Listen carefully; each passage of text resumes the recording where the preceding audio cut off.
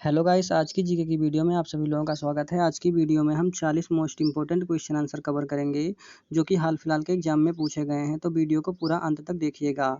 चलिए स्टार्ट करते हैं अपने फर्स्ट प्रश्न से। हमारा फर्स्ट प्रश्न है, पृथ्वी की परिधि लगभग कितनी है? पृथ्वी की परिधि लगभग कितनी है? तो ये है 40,000 किलोमीटर।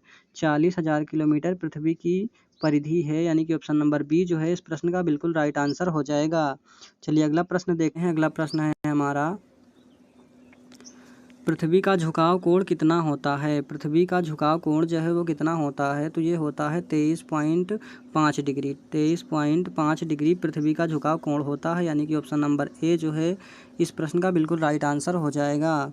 चलिए अगला सवाल देखते हैं। अगला सवाल है हमारा, कौन सा ग्रह सूर्य के सबसे निकट है? कौन सा ग्रह सूर्य के सबसे निकट है? तो ये ग्रह हो जाएगा आपका बुध। बुध ग्रह जो है वो सूर्य के सबसे निकट है, यानी कि ऑप्शन नंबर सी जो है इस प्रश्न का बिल्कुल राइट आंसर हो जाएगा। चलिए अगला सवाल देखते हैं। अगला सवाल है हमारा, सौर मंडल का सबसे बड़ा ग्रह कौन सा है? सौर मंडल का सबसे बड़ा ग्रह कौन सा है? तो ये ग्रह हो जाएगा आपका बृहस्पति। बृहस्पति जो है सौर मंडल का सबसे बड़ा ग्रह है, यानी कि ऑप्शन नंबर बी जो है इस प्रश्न का बिल्कुल राइट आंसर हो जाएगा। चलिए अगला सवाल देखते हैं। अगला सवाल है हमारा, सूर्य के चारों ओर पृथ्वी कितने समय में एक चक्कर लगाती है? सूर्य के चारों ओर पृथ्वी कितने समय में पूरा एक चक्कर लगाती है? तो इसका राइट आंसर हो जाएगा 365 दिन, यानी कि ऑप्शन नंबर सी जो है इस प्रश्न का बिल्कुल राइट आंसर हो जाएगा 365 दिन।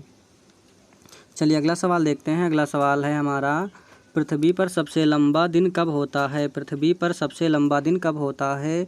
तो ये होता है 21 मार्च को। 21 मार्च को पृथ्वी का सबसे लंबा दिन होता है, यानी कि ऑप्शन नंबर डी जो है इस प्रश्न का बिल्कुल सही जवाब हो जाएगा 21 मार्च। चलिए अगला सवाल देखते हैं। अगला सवाल है हमारा, सबसे ऊंचा ज्वार कब आता है? सबसे ऊंचा ज्वार कब आता है? तो ये आता है अमावस्या की पूर्णिमा को। अमावस्या की पूर्णिमा को सबसे ऊंचा ज्वार आता है, यानी कि ऑप्शन नंबर ए जो है बिल्कुल करेक्ट आंसर हो जाएगा अमावस्या की पूर्णिमा। चलिए अगला सवाल देखते हैं। अगला सवाल है हमारा, ओजोन परत पृथ्वी के वायुमंडल की परत में स्थित है। ओजोन परत जो है पृथ्वी के वायुमंडल की किस परत में स्थित है? तो ये स्थित है समताप मंडल में। समताप मंडल में जो है ओजोन परत पृथ्वी के वायुमंडल के किस परत में स्थित है? ये स्थित है समताप मंडल में, यानी कि ऑप्शन नंबर बी जो है इस प्रश्न का बिल्कुल राइट आंसर हो जाएगा। चलिए अगला सवाल देखते हैं। अगला सवाल है हमारा, अगला सवाल है हमारा, पृथ्वी के केंद्रक को क्या कहा जाता है? पृथ्वी के केंद्रक को क्या कहा जाता है? तो इसका राइट आंसर हो जाएगा कोर। पृथ्वी के केंद्रक को कोर कहा जाता है, यानी कि ऑप्शन नंबर सी जो है इस प्रश्न का बिल्कुल राइट आंसर हो जाएगा। चलिए देखते हैं अपना अगला सवाल। हमारा अगला सवाल है, किस गैस की वजह से पृथ्वी का तापमान बढ़ रहा है? किस गैस की वजह से पृथ्वी का तापमान बढ़ रहा है? तो ये बढ़ रहा है कार्बन डाइऑक्साइड की वजह से, यानी कि ऑप्शन नंबर सी जो है बिल्कुल राइट आंसर हो जाएगा। चलिए अगला सवाल देखते हैं। अगला सवाल है हमारा,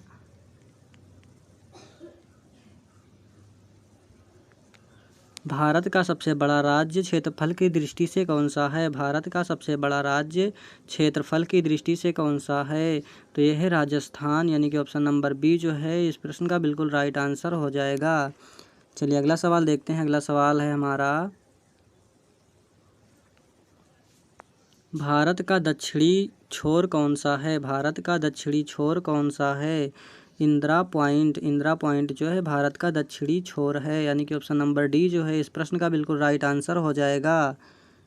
चलिए अगला सवाल देखते हैं। अगला सवाल है हमारा, गंगा नदी का उद्गम स्थल कौन सा है? गंगा नदी का उद्गम स्थल कौन सा है? तो ये है आपका गोमुख। गोमुख गंगा नदी का उद्गम स्थल है, यानी कि ऑप्शन नंबर सी जो है इस प्रश्न का बिल्कुल राइट आंसर हो जाएगा। चलिए अगला सवाल देखते हैं। अगला सवाल है हमारा, भारत में सबसे लंबी नदी कौन सी है? भारत में सबसे लंबी नदी कौन सी है? गंगा। गंगा भारत की सबसे लंबी नदी है, याद रखेंगे। ऑप्शन नंबर ए जो है इस प्रश्न का बिल्कुल राइट आंसर हो जाएगा। चलिए अगला सवाल देखते हैं। अगला सवाल है हमारा, किस पर्वत श्रृंखला को भारत की रीढ़ कहा जाता है? किस पर्वत श्रृंखला को भारत की रीढ़ कहा जाता है?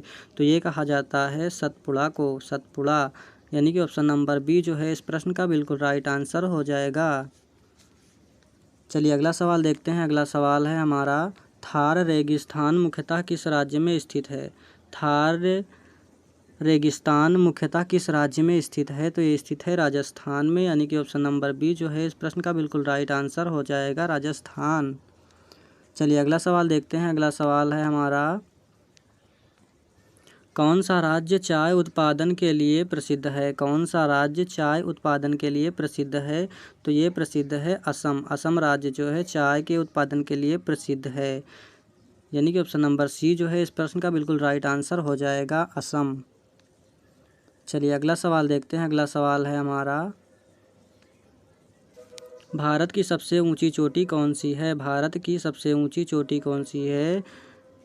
तो कंचनजंगा। तो इसका राइट आंसर हो जाएगा कंचनजंगा जो है भारत की सबसे ऊंची चोटी है, यानी कि ऑप्शन नंबर बी जो है इस प्रश्न का बिल्कुल राइट आंसर हो जाएगा।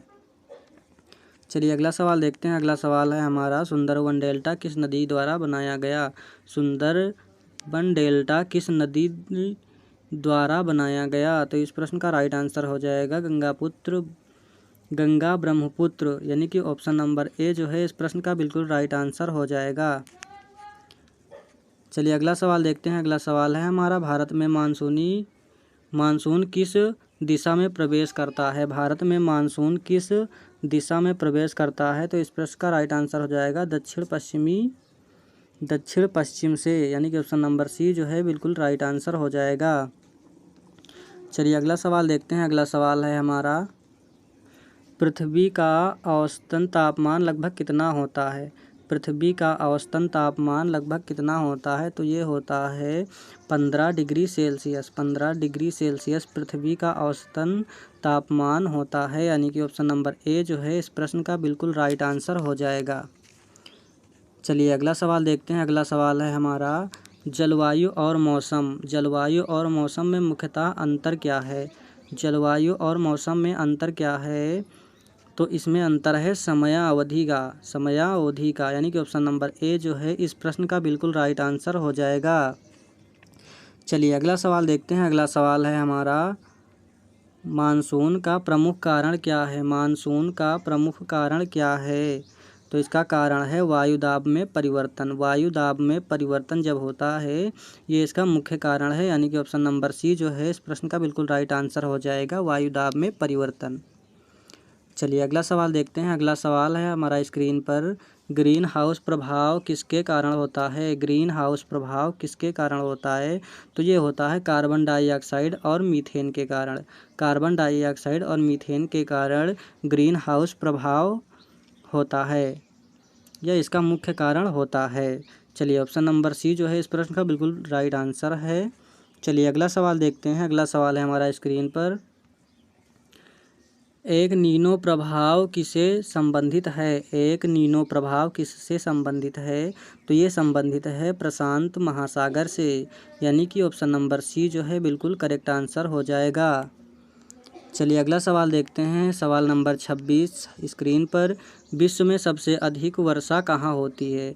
विश्व में सबसे अधिक वर्षा कहाँ होती है? वेरी वेरी इंपॉर्टेंट क्वेश्चन है। तो ये होती है मानिसराम और भारत। मानिसराम जो कि भारत में है, उस वहाँ पर सबसे अधिक वर्षा होती है। चलिए अगला सवाल देखते हैं। अगला सवाल है हमारा,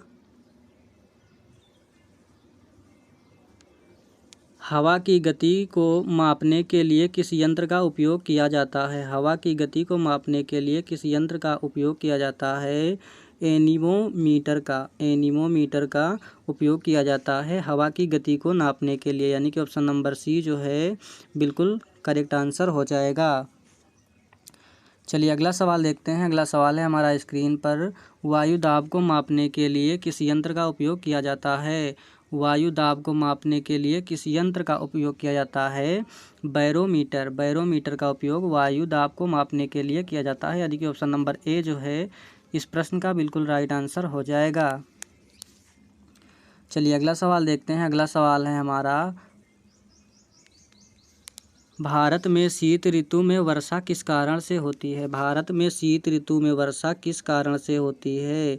पश्चिमी विक्षोभ के कारण भारत में वर्षा होती है, यानी कि ऑप्शन नंबर ए जो है इस प्रश्न का बिल्कुल राइट आंसर हो जाएगा। चलिए अगला सवाल है हमारा स्क्रीन पर। किस प्रकार की जलवायु को भूमध्य रेखीय जलवायु कहा जाता है? किस प्रकार की जलवायु को भूमध्य रेखा जलवायु कहा जाता है? तो ये कहा जाता है ठंडी और शुष्क प्रकार की जलवायु रेखा को कहा जाता है।